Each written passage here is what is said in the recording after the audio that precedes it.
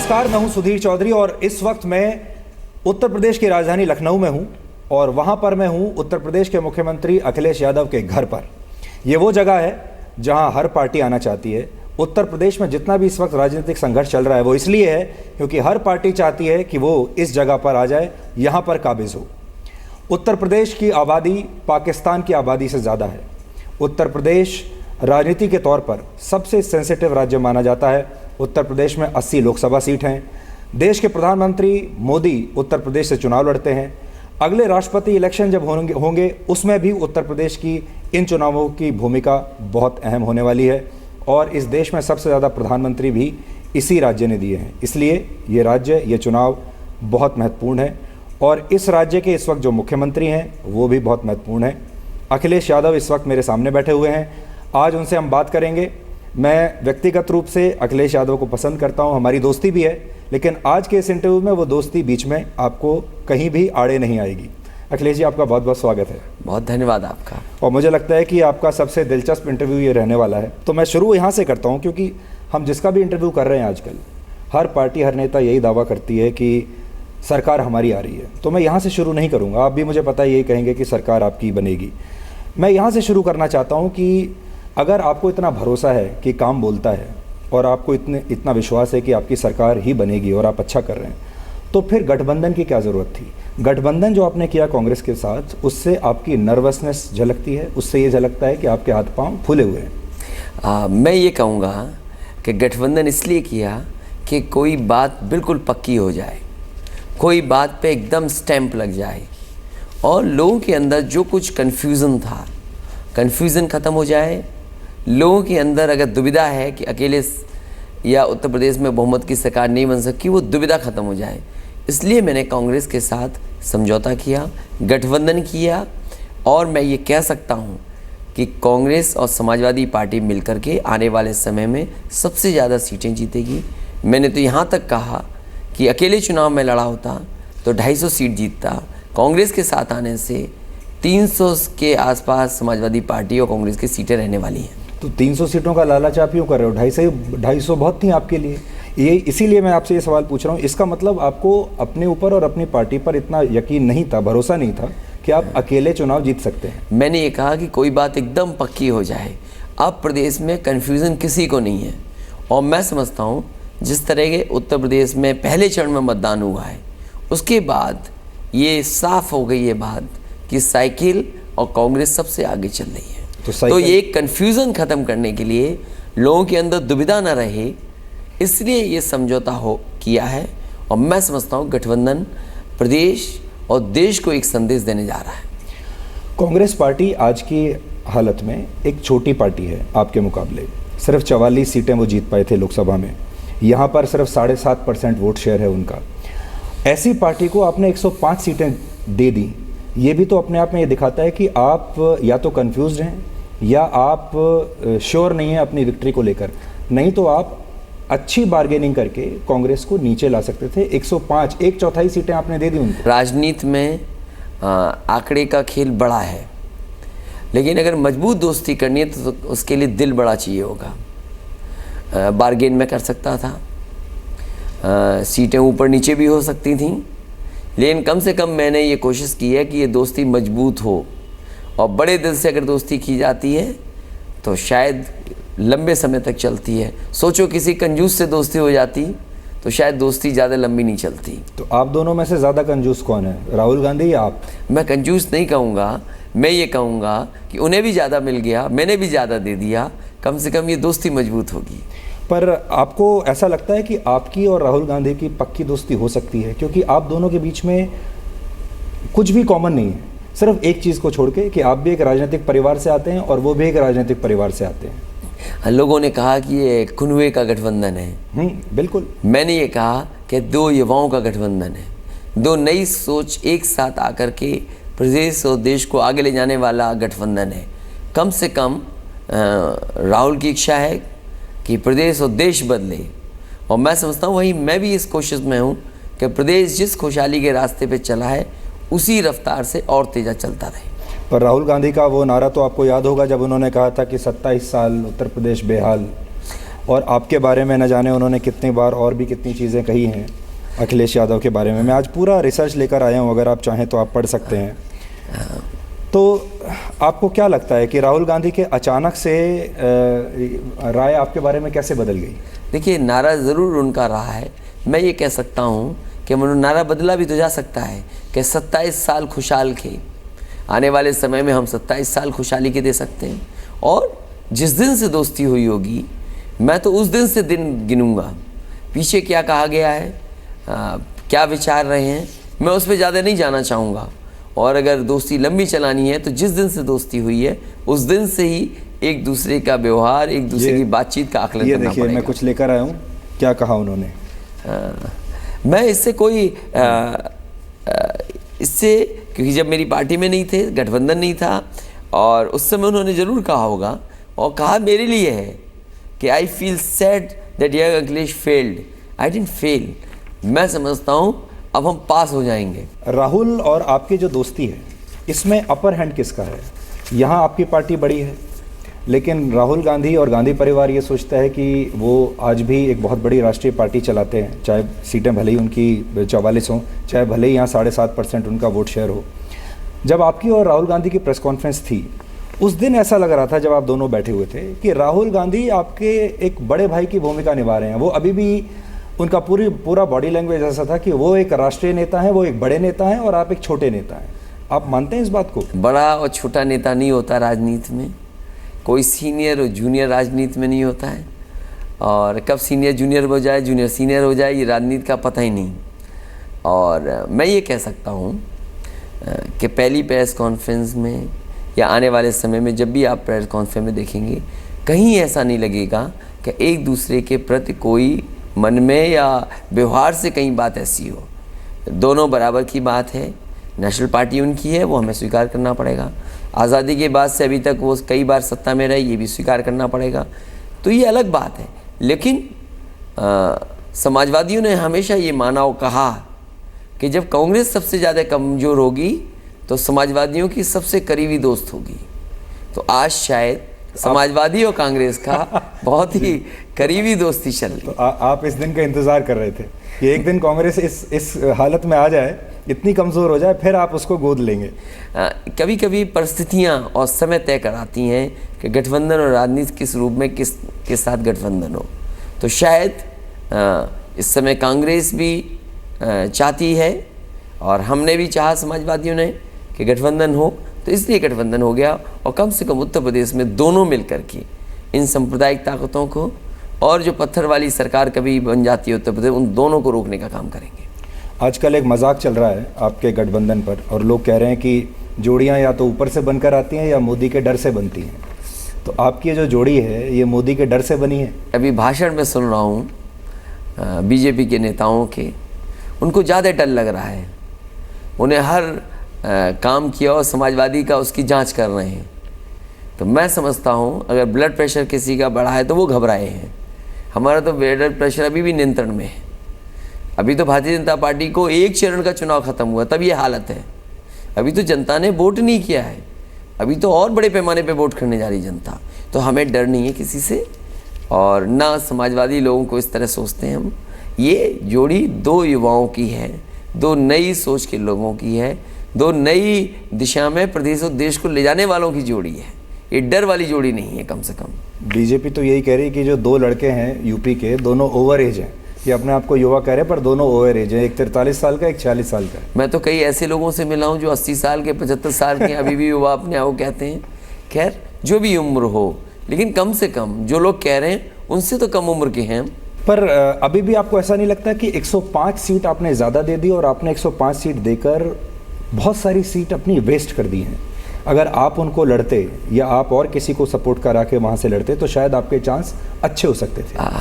अब मैं उस पर नहीं सोचता हूँ कि फ़ायदा नुकसान क्या हुआ है, क्या मुनाफा होगा, कितना नुकसान होगा। अब गठबंधन हो गया है, हम जिम्मेदारी से और ईमानदारी से जो हमारे प्रत्याशी मैदान में हैं, दोनों पार्टियों के कार्यकर्ता मिलकर के उनको जिताएंगे। अमेठी और रायबरेली को लेकर आप दोनों के बीच में सहमति नहीं बन पा रही थी, क्योंकि कांग्रेस समझती है कि अमेठी और रायबरेली आज भी उन्हीं का वहाँ पर शासन चलता है और वो किसी को देने को तैयार नहीं है, चाहे भले ही वो सीट हार जाए। आप इतना कॉम्प्रोमाइज़ करने के लिए तैयार हैं उनके लिए? मैंने कई सीटें उनको दी हैं और पहले दिन से उनकी इच्छा थी कि उन इलाकों में उनको सीटें ज़्यादा मिलें, तो मैंने कोशिश करके कि जितना मैं दे सकता था मैंने दी हैं। उसके बावजूद भी हम समाजवादी लोग भी वहाँ चुनाव लड़ रहे हैं। जैसे आपके मंत्री हैं प्रजापति जी, वो भी वहाँ से चुनाव लड़ रहे हैं। हाँ, प्रजापति अमेठी से चुनाव लड़ रहे हैं। राकेश जो दूसरे हैं विधायक हैं, सिटिंग एमएलए हैं, वो भी चुनाव लड़ रहे हैं। इससे रायबरेली से भी हमारे चुनाव लड़ रहे हैं। देवेंद्र प्रताप सिंह चुनाव लड़ रहे हैं, मनोज पांडे चुनाव लड़ रहे हैं। हालांकि हमने अपने सिटिंग एमएलए को, जो बहुत ही दुखी भी हुए, निराश भी हुए हमसे, और बाद में शायद नाराज़गी भी मुझ पर जताएंगे, हमने तब भी सीटें दी हैं। मैं समझता हूँ कभी कभी गठबंधन में और जब इतने बड़े फैसले लिए जाते हैं तो किसी न किसी को थोड़ा बहुत तो नुकसान सहना पड़ता है। इससे ये तो जाहिर होता है कि आपको अभी भी इस बात का यकीन नहीं है, भरोसा नहीं है कि कांग्रेस पार्टी रायबरेली में या अमेठी में पक्के तौर पर उन सीटों को जीत सकती है, इसीलिए आप अपना कैंडिडेट वहाँ पर डाल रहे हैं। मैं ये कहता हूँ मैंने कोई डाला नहीं। हम बाद में जो बातचीत हुई, समझौता हुआ है, कुछ कैंडिडेट्स हमने हटा दिए, कुछ कैंडिडेट्स उन्होंने हटा दिए। जब तक चुनाव आएगा बहुत तस्वीर साफ हो जाएगी। अभी तक आपका राहुल गांधी के साथ अनुभव कैसा रहा? मैं तस्वीरें देख रहा था, वीडियो देख रहा था, जिस बार आप जा रहे थे ऊपर बैठकर रथ में, वो ऊपर बिजली के तारों का जंजाल था। अब आपको तो आदत है उस तरह के माहौल में चुनाव प्रचार करने की, लेकिन राहुल गांधी को शायद मेरे ख्याल से उनके जीवन का अनोखा और शायद पहला अनुभव रहा होगा। तो आप दोनों में वो अंतर उस दिन भी उन तस्वीरों में भी दिख रहा था कि आप अपने लोकल प्लेग्राउंड में हैं, आप बिल्कुल कंफर्टेबल हैं, लेकिन he is feeling like an outsider. स्वाभाविक है कि तार आएंगे, पेड़ आएंगे तो झुकना पड़ेगा आपको, क्योंकि आपको डालियों से बचना है, तारों से बचना है। लेकिन कम से कम हम लोग कहीं भी उलझे नहीं, फंसे नहीं। और ये कई बार होता है जब आप कार्यक्रम करते हैं तो आपकी जो तैयारी है, वर्कर्स जो रूट तय कर देते हैं उसके अनुसार आपको जाना पड़ता है। लेकिन अच्छा है उन इलाकों को भी देखना जहाँ पर ऐसी चीज़ें हैं। तो ये तो राजनीतिक लोगों के लिए अनुभव की बात है। ये तो अच्छा अनुभव हुआ, अगर हुआ है तो हम दोनों को हुआ अनुभव अगर है तो। राहुल गांधी और क्या क्या सीख सकते हैं आपसे इस बार इन चुनावों में? मैं तो खैर क्यों किसी को सिखाऊंगा, लेकिन राजनीति में जैसे जैसे आदमी आगे बढ़ता है, जैसे जैसे परिस्थितियाँ सामने आती हैं, जैसे जैसे घटनाएं घटती हैं, मैं समझता हूँ उनसे बहुत कुछ अनुभव मिलता है। मान लीजिए इस बार आप जीत गए और आपका अनुभव बहुत अच्छा रहा, तो 2019 में क्या आप एक साथ फिर से लोकसभा चुनाव भी लड़ेंगे?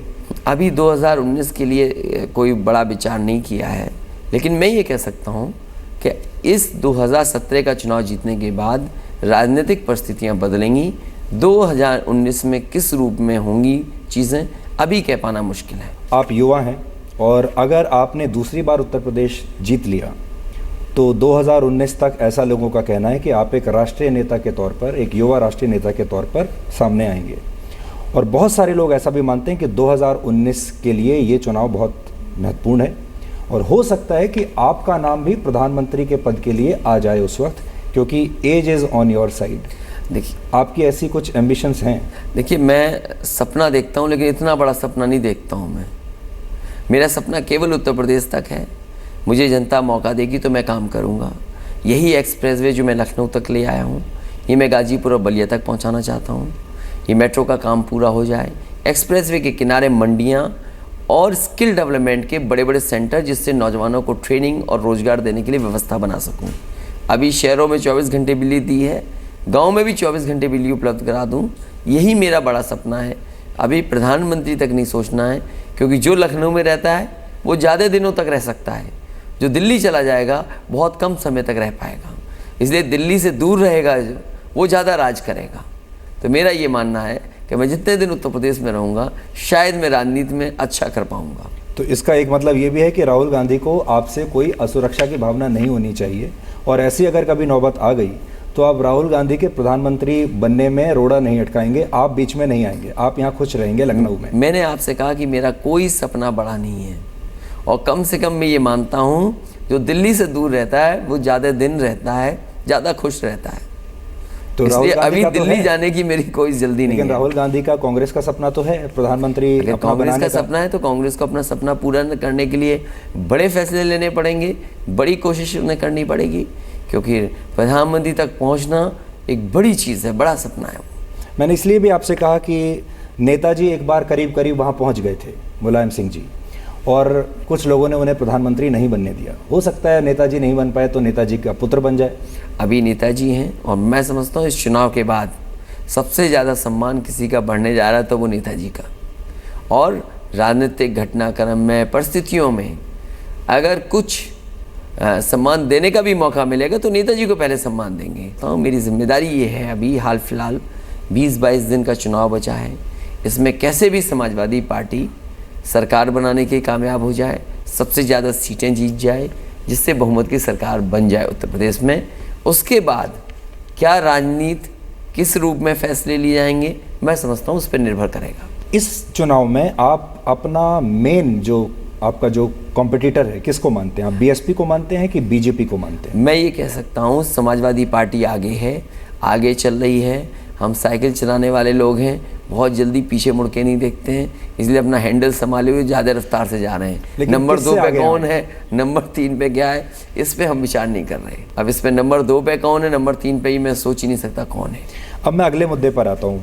नेताजी को कांग्रेस पार्टी के साथ गठबंधन बिल्कुल पसंद नहीं था और फिर भी आपने ये गठबंधन किया, तो नेताजी को बुरा तो लगा होगा? मैंने नेताजी की जानकारी में लाने का काम किया और क्योंकि ये गठबंधन होना ज़रूरी था, इसलिए मैंने फैसला लिया कि किसी के अंदर कोई कन्फ्यूज़न ना बचे, देश में सांप्रदायिकता के खिलाफ एक विकास को आगे ले जाने वाली सरकार और गठबंधन काम करे, इसलिए मैं समझता हूँ नेताजी भी सहमत हैं। लेकिन नेताजी ने अभी तक आपके लिए कोई प्रचार नहीं किया, जबकि अगर सहमत होते तो आपके लिए चुनाव प्रचार करते, आपके लिए आते, आपके लिए वोट मांगते। मैं समझता हूँ जिन भी प्रत्याशियों के लिए नेताजी जा रहे हैं वो सभी समाजवादी पार्टी के प्रत्याशी हैं। लेकिन खुलकर तो नेताजी नहीं जा रहे हैं, वो सिर्फ शिवपाल जी को सपोर्ट कर रहे हैं अभी तक। वो जसवंत नगर भी गए, भरतना भी गए, लखनऊ भी गए। तो मैं समझता हूँ अभी आने वाले समय में अमेठी भी जा रहे हैं। तो मैं समझता हूँ तमाम जो प्रत्याशियों के जा रहे हैं वो सभी समाजवादी पार्टी के प्रत्याशी हैं। वो ये भी कह रहे हैं कि सरकार बने। तो मैं समझता हूँ ये उनका इतना ही कहना पूरी समाजवादी पार्टी के लिए आशीर्वाद है। अखिलेश जी, लेकिन ये कैसा गठबंधन है जिसमें नेताजी पूरी तरीके से एक्टिव नहीं हैं, उधर से सोनिया गांधी आपके लिए चुनाव प्रचार नहीं कर रही हैं, प्रियंका गांधी भी आपके लिए चुनाव प्रचार नहीं कर रही हैं, तो ऐसा लगता है कि बस उन सब ने बस आप दोनों के ऊपर छोड़ दिया है। देखो कितना भरोसा है उन लोगों को, इन सब सीनियर लीडर्स को कितना भरोसा है कि युवा नेता दोनों मिल करके उत्तर प्रदेश की राजनीति को बदल देंगे। मैं तो भरोसे की बात कहता हूँ कि कितना कम से कम उनके अंदर कॉन्फिडेंस तो है कि समाजवादी और कांग्रेस मिल करके उनकी जितनी भी लीडरशिप है उनके अलावा वो सब एक साथ काम कर रही है और भविष्य में परिणाम बहुत अच्छे देंगे। नेताजी की नाराज़गी को लेकर आपने अभी तक क्या किया है? क्योंकि अगर आपके पिता आपसे नाराज़ हैं और उनको नाराज़ करके अगर आपने सत्ता ले भी ली तो फिर उस सत्ता का क्या फ़ायदा? अभी उसमें बहुत वक्त है, लेकिन मैं और कोई भी पार्टी का सदस्य नहीं चाहता कि नेताजी नाराज़ रहें। पर वो तो हैं अभी। मैं समझता हूँ वो प्रचार कर रहे हैं, प्रत्याशी जितनों के यहाँ जा रहे हैं वो सरकार के पक्ष में ही बोल रहे हैं। अच्छा अखिलेश जी, एक सवाल मैं आपसे अभी भी पूछना चाहता हूँ, हालांकि उसको काफ़ी वक्त हो गया, लेकिन जब भी मैं बाहर जाता हूँ लोग ये उस वक्त भी ये सवाल बहुत चलता था और लोगों के मन में था कि जब आपके परिवार में जो आपसी कलह चल रही थी तो बहुत सारे लोग तो ये कहते थे कि ठीक है झगड़ा हो रहा है, बहुत सारे लोग ये भी कहते थे कि असल में ये एक प्लान है, नेताजी चाहते हैं कि अपने बेटे को वो एकदम सेट कर दें, अखिलेश यादव को अनडिस्प्यूटेड लीडर बना दें और समाजवादी पार्टी असल में जो साइकिल सिंबल है ये आप ही को मिल जाए, वो दिल से यही चाहते थे और इसीलिए ये सारा किया गया। आज मैं आपसे खुलकर पूछ रहा हूँ ताकि उत्तर प्रदेश के लोग और देश के लोग आपके मुंह से जान लें, क्या ये एक सोची समझी रणनीति थी या ये सचमुच में ऐसा हुआ था? जो मुझ पे गुजरा वो सच तो अभी नहीं जान पाएगा कोई, और जहाँ तक ये लोग कहते हैं कि ये फैमिली ड्रामा था या जानबूझ के किया गया, मैं समझता हूँ ये सब गलत बात है। जो राजनीतिक घटनाक्रम हुआ, जो परिस्थितियाँ बनी और उस समय के हिसाब से जो फैसला ले सकते थे मैंने फैसला लिया। हालांकि उस फैसले से लोग नाराज़ भी हो सकते हैं, लेकिन पार्टी के तमाम लोग, तमाम समर्थक उस फैसले को सही मान रहे हैं। लेकिन परिणाम आने के बाद जो फैसला होगा वो मैं समझता हूँ पार्टी के हित में बड़ा फैसला होगा। हम लोग तो उस देश से हैं, उस संस्कार हमारे अंदर हैं जो श्रवण कुमार के जो संस्कार थे, और किसी भी पुत्र के लिए अपने पिता के खिलाफ जाना, चाहे पार्टी के भलाई के लिए हो, आसान नहीं होता। अब मेरा सवाल आपसे एक नेता के तौर पर नहीं, एक पुत्र के तौर पर है।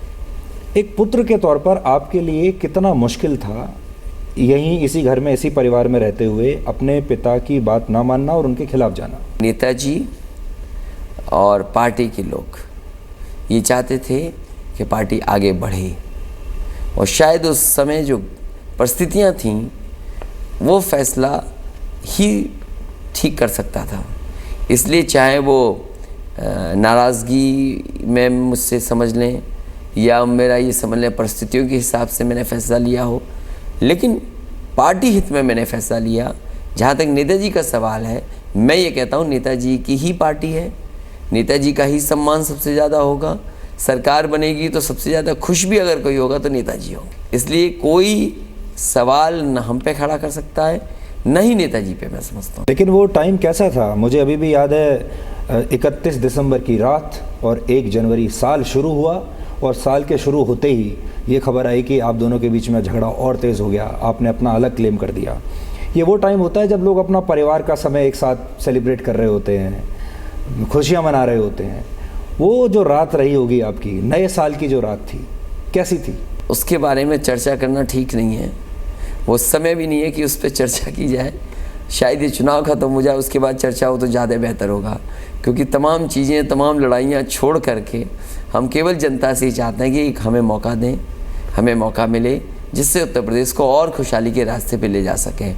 इस सवाल का अगर जवाब आप चाहते हैं तो 11 तारीख मार्च के परिणाम के बाद हम और आप फिर बैठ लेंगे। तो 11 तारीख के बाद यहीं बैठेंगे या फिर कहीं और बैठना पड़ेगा? अब ये तो जनता तय कराएगी, क्योंकि जैसा आपने शुरू में कहा कि यहाँ तक पहुँचने की सबकी लड़ाई है, और ये जगह परमानेंट नहीं है किसी की।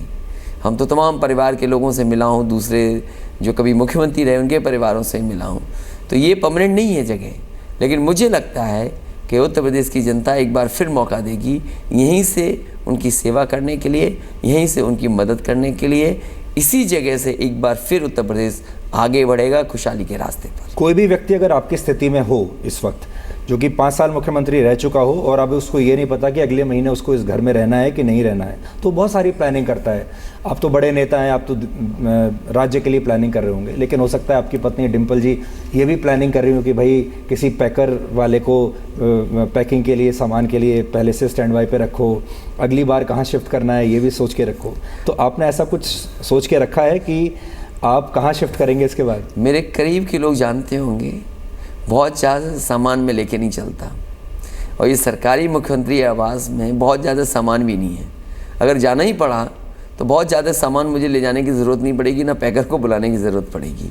लेकिन मुझे भरोसा है कि जनता दोबारा समाजवादी पार्टी को मौका दे रही है, इसलिए अभी किसी का इंतज़ाम करने की ज़रूरत नहीं है।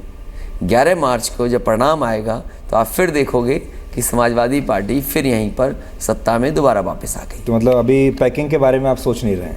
मैं सोच रहा हूँ पैकिंग करके और क्या चीज़ ले आऊँ क्योंकि 11 मार्च के बाद चीज़ें और लानी पड़ेंगी। आपने हाईवेज़ बनाए, आपने बहुत सारी बातें गिनाई अपनी, लेकिन जिस चीज़ को लेकर सबसे ज़्यादा राज्य के लोग बात करते हैं वो है लॉ एंड ऑर्डर की। और आज भी हालत ये है कि उत्तर प्रदेश में महिलाओं को बाहर निकलते हुए डर लगता है। और ये बात आप हो सकता है आप डिनाई कर दें कि नहीं ऐसा कुछ नहीं है, लेकिन ये सच्चाई है। और सच्चाई ये भी है कि क्राइम के मामले में उत्तर प्रदेश देश का नंबर 1 राज्य है। तो उस पर आप फेल कैसे हो गए, किस फ्रंट पर? जो लोग मेरे पे आरोप लगा रहे हैं, जो मुझसे ये कह रहे हैं कि हम लॉ एंड ऑर्डर के इशू पर नाकाम रहे हैं, उनको कम से कम देश के तमाम प्रदेशों के आंकड़े लाने चाहिए, घटनाएं नहीं बतानी चाहिए। जो आपके होम डिपार्टमेंट के आंकड़े हैं, जिस तरह के और प्रदेशों में घटनाएं हैं, उनके बारे में भी सोचना चाहिए। और मैं तो ये कहता हूँ कि कम से कम सुधार कानून व्यवस्था में लाने का काम समाजवादी सरकार ने किया है।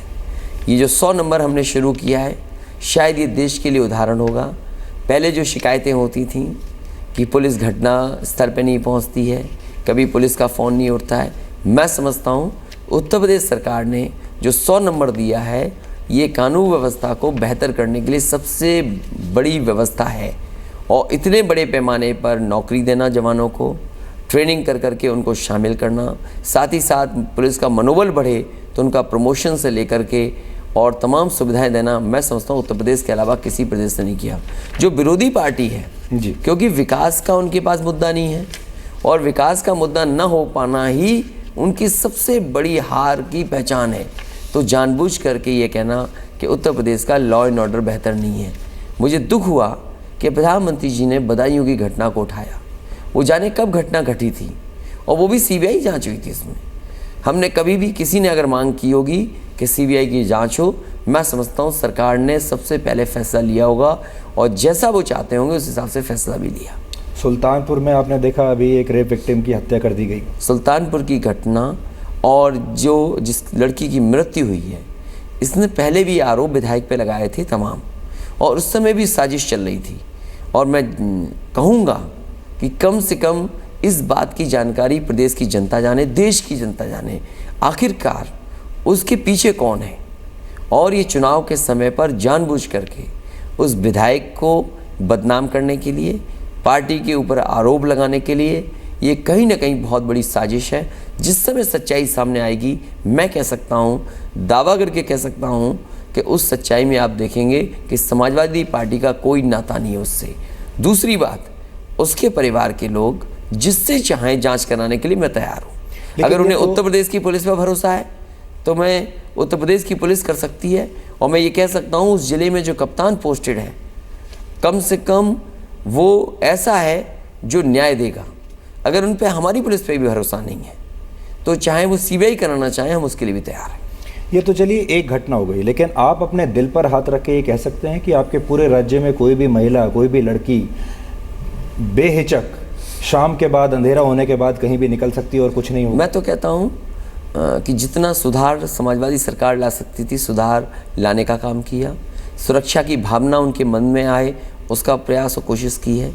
ये जो दावा करना, आज भी लोग निकलते हैं घर से बाहर, जाते हैं, कारोबार करते हैं, बाज़ारों में जाना, औरों में जाना, ऐसा नहीं कि हर जगह घटना हो रही है, लेकिन घटना ना हो।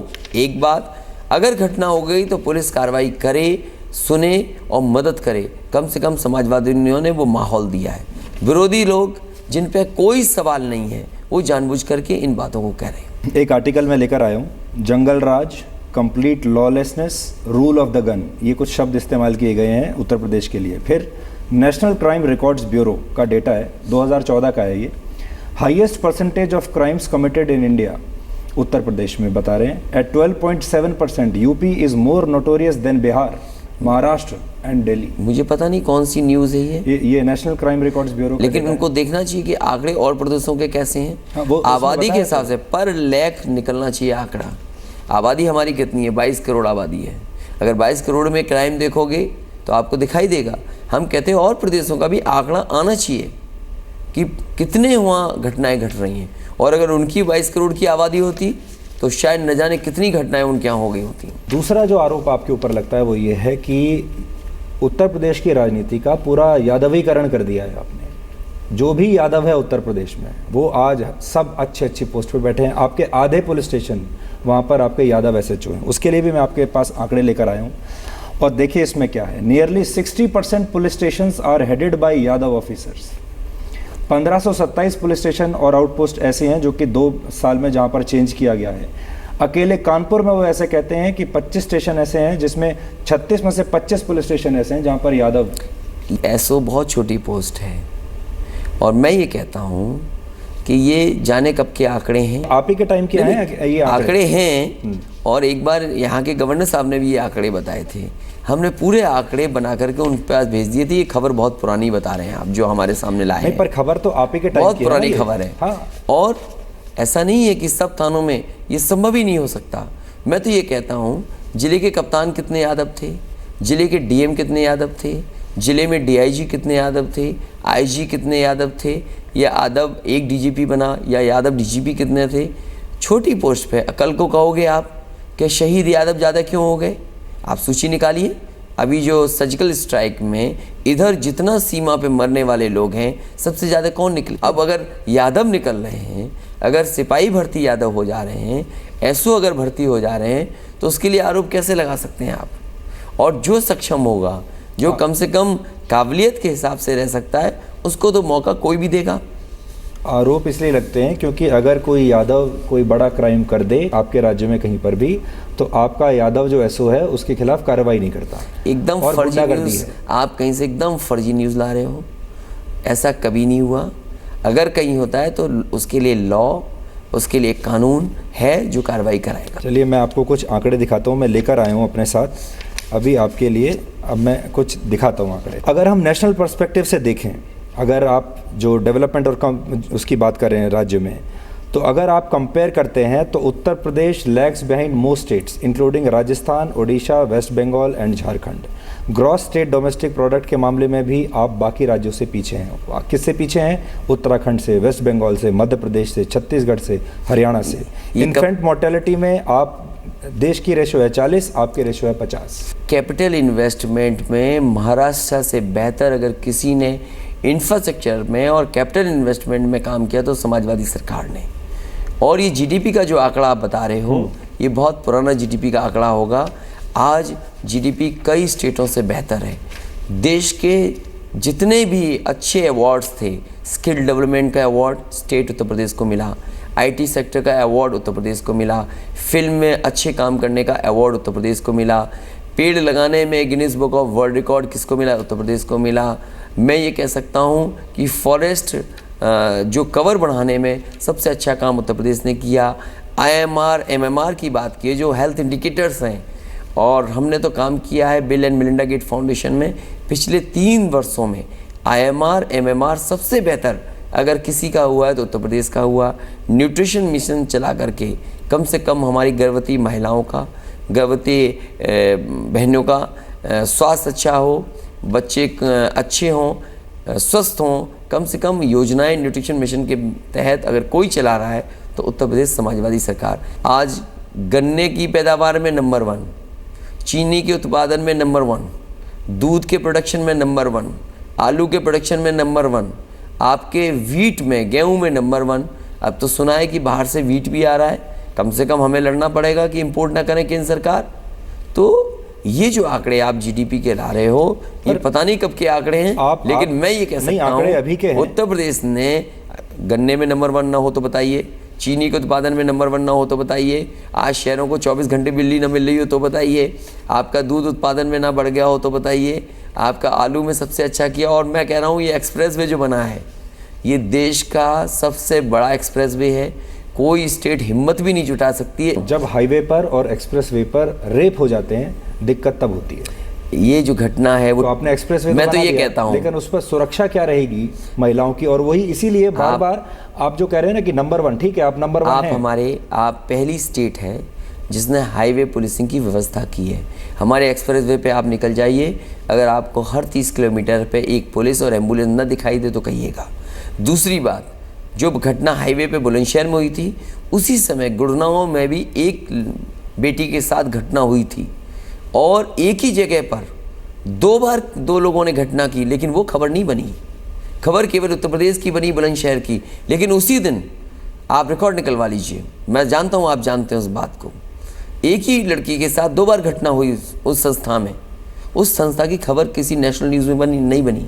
मीडिया को आपसे इतना प्यार क्यों है? मेरे शेयर नहीं है। अगली बार मेरी कोशिश होगी कि मैं इतना पैसा कमा लूँ, इतना पैसा कमा लूँ कि मेरा भी हर चैनल में शेयर आ जाए। ये शेयर वाले कभी कभी कमाल करते हैं, और शायद आप बेहतर समझते होंगे कि चैनल कैसे चलते हैं। इसलिए मैं ये कह रहा हूँ कि जो घटना बुलंदशहर की थी वो हुई थी, लेकिन सरकार ने कार्रवाई की। हम चाहते ऐसी घटना न हो, इसीलिए हाईवे पुलिसिंग बनाई है, और हाईवे पर पुलिस मौजूद रखते हैं आप। वहीं अगर दूसरे प्रदेश में कहीं घटना होती वो कभी खबर नहीं बनती। अगर अगली बार आपको मौका मिलता है, दोबारा आप मुख्यमंत्री बनते हैं, तो आप कुछ बदलेंगे इस बार से? मैं ये कह सकता हूँ आने वाले समय में समाजवादी पार्टी की सरकार बनेगी तो उत्तर प्रदेश नंबर 1 होगा, हर क्षेत्र में नंबर 1 होगा। यहाँ के किसानों को क्या सुविधा दे सकते हैं, सुविधा दे करके, मंडियाँ बना करके, उनके उत्पादन को हम लघु से लेकर के दिल्ली और बड़े बाज़ारों में पहुँचाने का काम करेंगे। और जो मैं सड़क बना रहा हूँ, ये जो आगरा से लखनऊ पहुंच गई है, यही गाजीपुर और बलिया तक पहुंचेगी। इसके किनारे मंडियां, इसके किनारे स्किल डेवलपमेंट के बड़े सेंटर्स और किसानों को सुविधा देने वाली चीज़ों को बनाने जा रहा हूं, जिससे कि जो महंगाई कभी कभी शहरों में उठता है सवाल, कभी टमाटर महंगा हो गया, कभी मिर्च महंगी हो गई, कभी अदरक महंगी हो गई, कभी तरबूज नहीं खाने को मिले, कभी खरबूज खाने को नहीं मिले। कम से कम ये हाईवे, उत्तर प्रदेश का हाईवे पूरे दिल्ली, एनसीआर और बड़े बड़े शहरों को खाने का सामान भिजवाने का काम करेगा, समय पर पहुंचेगा। इसीलिए मैंने बाबा रामदेव जी को भी 400 एकड़ ज़मीन दी है, क्योंकि इधर उन्होंने बाज़ार में अपनी धाक बनाई है, योगा के साथ साथ घी और सामान का भी बनाया। तो मैंने उनसे भी कहा है, और मैं तो कहता हूँ कि इस तरह कोई भी फूड प्रोसेसिंग में अगर आना चाहेगा और उत्तर प्रदेश में काम करेगा तो उसका मैं सहयोग करूँगा, जिससे उनका भी लाभ हो, वहीं हमारे उत्तर प्रदेश के किसानों को भी लाभ पहुँचे। अब आपके दुश्मनों की बात करते हैं जो ये कह रहे हैं कि ये सब करने के लिए आप रहेंगे ही नहीं, और वो उसकी पूरी कोशिश भी कर रहे हैं। अब मोदी जी कह रहे हैं कि आप तो कह रहे हैं कि काम बोलता है, लेकिन वो ये कह रहे हैं कि काम नहीं, कारनामा बोल रहा है आपका। अमित शाह ये कहते हैं कि हमारी तो लड़ाई समाजवादी पार्टी से है ही नहीं, पहले चरण में हमारी सीधी लड़ाई बीएसपी से थी, और समाजवादी पार्टी तो नंबर 2 पर भी नहीं है। जब आप इस तरह के बयान सुनते हो तो आपका मनोबल टूटता है? बहुत ही निराश हो गए हैं बीजेपी के ये दोनों नेता, और इसलिए क्योंकि पहले ही चरण में इनको नकार दिया गया है। ये बात सच्चाई वो जानते हैं और जनता ये सच्चाई जानती है। जो वोट इन्हें मिलने जा रहा था वो वोट इनको नहीं मिला, और पूरी तरीके से पहले चरण में जनता ने नकार दिया, और तभी ये सब दलों को छोड़ करके किसी के खिलाफ नहीं आजकल बोल रहे हैं। आजकल केवल हम 2 युवा नेताओं के ही खिलाफ बोल रहे हैं, 2 गठबंधन के नेताओं के खिलाफ बोल रहे हैं। हम तो कहते हैं बोलने से पहले कम से कम अपना काम तो बताओ। बहुत टीवी रेडियो के माध्यम से मन की बात सुन ली, लेकिन अभी भी जनता उनके मन की बात नहीं समझ पाए, और ज़मीन पे कोई काम हुआ हो तो ज़रूर बताना चाहिए। अगर वो लखनऊ में आए तो लखनऊ में क्या केंद्र सरकार ने काम किया जनता के लिए, कम से कम उस बात के बारे में चर्चा हो। अगर किसी ज़िले में जा रहे हैं, भारतीय जनता पार्टी के लोगों को अपने काम की चर्चा करनी चाहिए। काम उन्होंने किया नहीं है तो लंबे लंबे भाषण देना, ऐसी बातें कहना जिससे जनता गुमराह हो जाए, उस तरह के सवाल ये जानबूझ करके उठा रहे हैं।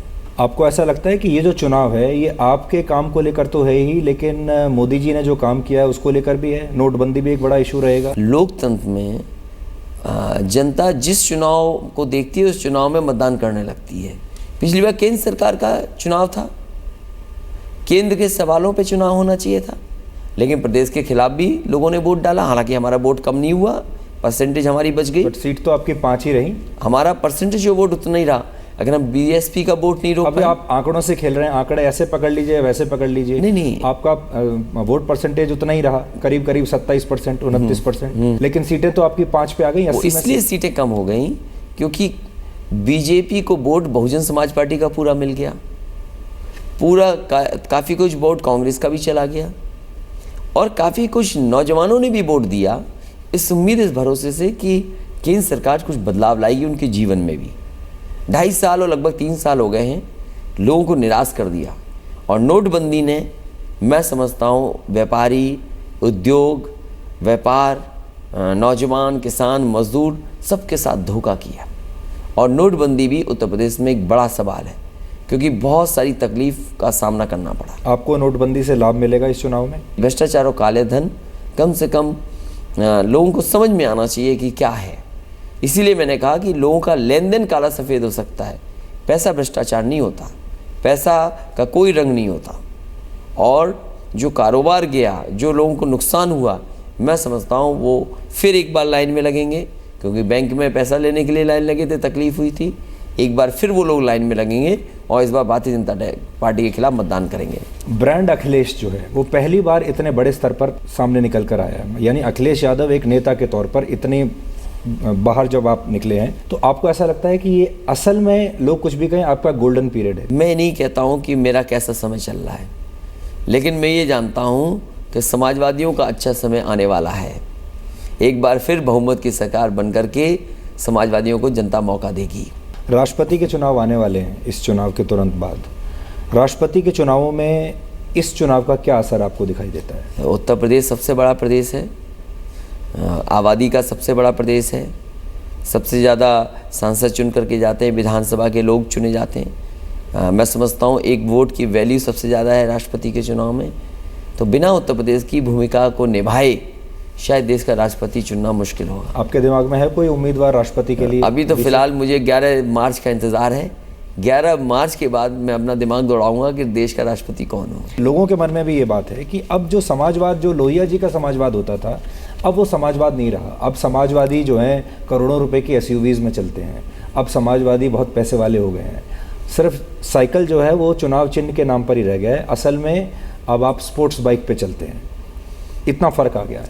आपको ऐसा लगता है कि जो लोहिया जी का जो समाजवाद था वो बहुत डाइल्यूट हुआ है अभी, और आप अपनी पार्टी में भी अगर लोगों को देखेंगे तो आपको ऐसा नज़र आएगा, समाजवादी अब पैसे वाले हो गए। इस समाजवादी पार्टी में हर तरह के लोग हैं, और ये मैं कह सकता हूँ कि सिद्धांत से समाजवादी पार्टी अभी नहीं हटी है। व्यक्तिगत किसके पास क्या धन है और कितना कमा लिया है या किस गाड़ी में चलता है, सवाल वो नहीं है। सवाल ये है कि सरकार की सोच और समझ कैसी है। कम से कम समाजवादी पार्टी ने लोगों के जीवन बदलने के लिए फैसले लिए हैं, और हम अपने समाजवादी सिद्धांत से नहीं हटे। हमारा जो सिद्धांत लोहिया जी का रास्ता दिखाया गया है, संपन्नता का, खुशहाली का, उसी के सवाल पे चल रहे हैं। आप कुछ लोग गाड़ी से चलते हैं, इसका मतलब ये नहीं कि समाजवादी सिद्धांत से वो हट गए हैं। और अगर हमारा खुशहाली का समाजवाद हो, संपन्नता का समाजवाद हो, तो मैं समझता हूँ कोई गलत नहीं है। आपको कैसा लगता है जब आप ही के भाई प्रतीक यादव की तस्वीर छपती है 5 करोड़ की गाड़ी चलाते हुए? कोई अगर व्यापार कर रहा है और व्यापार कर कर के, कारोबार कर कर के अपने पैसे से अगर कुछ कमा लेता है, बना लेता है, तो मैं समझता हूँ हमें उससे क्या मतलब है।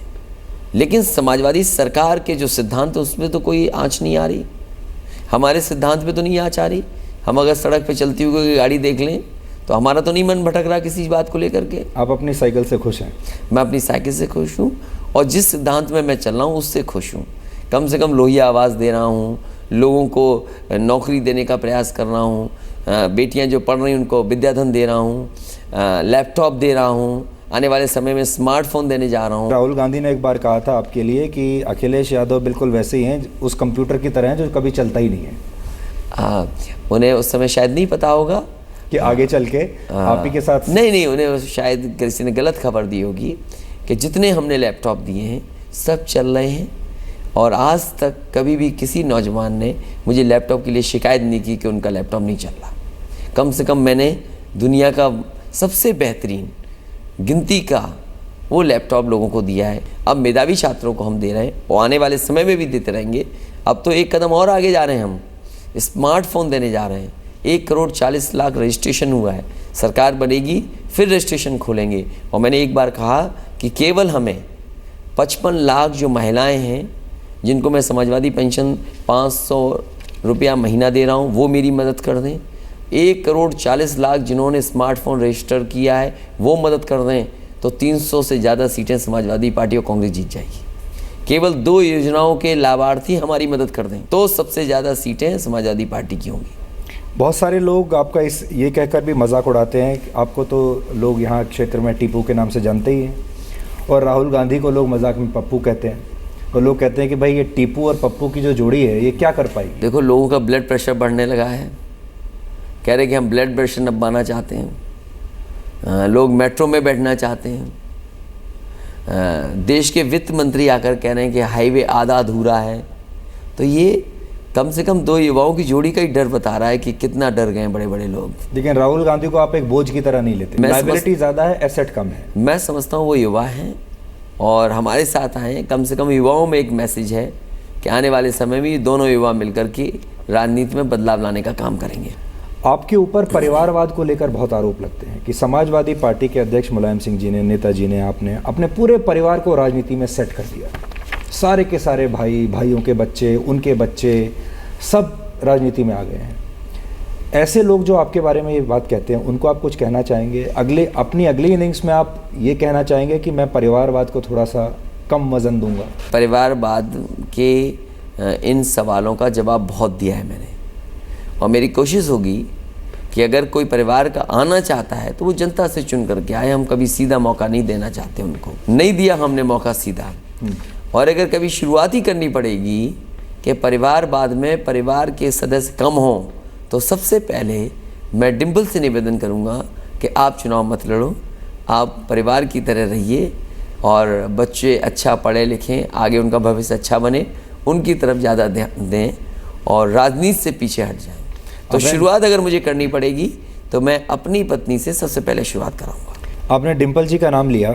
जब ये पूरा झगड़ा जिस वक्त चल रहा था, तो जब व्यक्ति परेशान होता है तो अपने माँ बाप से सबसे पहले उनके साथ शेयर करता है। अब जाहिर है आपका तो विवाद ही पिता से चल रहा था, तो उनके साथ कैसे शेयर करेंगे? उस वक्त आपने सबसे ज़्यादा किसी को मिस किया कि मैं अगर आज ये मान लीजिए आपकी माँ होती या कोई और होता जिससे आप शेयर कर सकते थे अपने मन की बात? अब कोई मतलब नहीं उन बातों का। अब मेरा केवल ध्यान ये है कि हम कैसे भी ये चुनाव जीत जाएं और जनता हमारा सहयोग कर दे। केवल इतना अभी दिमाग में है, इससे ज़्यादा मैं कुछ सोचना नहीं चाहता। अब उसके बारे में आप बात नहीं करना चाहते? बिल्कुल मैं सोचना भी नहीं चाहते। चाहता। पर मैं असल में आपके लिए फ़ोटो लेकर आया था, ये देखिए। मैं देख रहा था और थोड़ी रिसर्च कर रहा था, तो ये फ़ोटो मैंने देखी। मेरे ख्याल से आप 16-17 साल के होंगे इसमें। हाँ बिल्कुल, बहुत पुरानी फ़ोटो है मेरी। हाँ, और मैं ये देख रहा था कि ये इस फ़ोटो में और आज में कितना फ़र्क आ गया है। आया है, नहीं आया है, संबंध क्या असहज हुए हैं? क्या आज भी आप उनके साथ ऐसे खड़े हो सकते हैं इसी प्रेम भाव से? और इसमें आप डरे हुए भी हैं उनसे। आप चुनाव के बाद देखोगे तो ऐसे ही मैं खड़ा दिखाई दूंगा नेताजी के साथ। 11 मार्च को ऐसे ही खड़ा दिखाई दूंगा। परिणाम जो भी हो, हमारी पार्टी का, कांग्रेस का, दोनों मिलकर के परिणाम अच्छा होने जा रहा है। इससे ज़्यादा खुश होकर के हम लोग खड़े दिखाई देंगे आपको। ठीक है अखिलेश जी, बहुत बहुत शुक्रिया हमसे बात करने के लिए। हमारी शुभकामनाएं, और हम चाहते हैं कि अगली बार जब मुलाकात हो आपसे तो इसी जगह मुलाकात हो। बिल्कुल, धन्यवाद। और मैं कहता हूँ अपने पूरे भरोसे के साथ कि अगली बार भी यही मुलाकात होगी। पता नहीं क्यों मेरा दिल कहता है कि हमें दोबारा ही मिलना है। बहुत बहुत स्वागत है आपका, और मैं यहीं आऊँगा फिर आपसे मिलने के लिए। नहीं, बहुत धन्यवाद। Thank you so much. Thank you.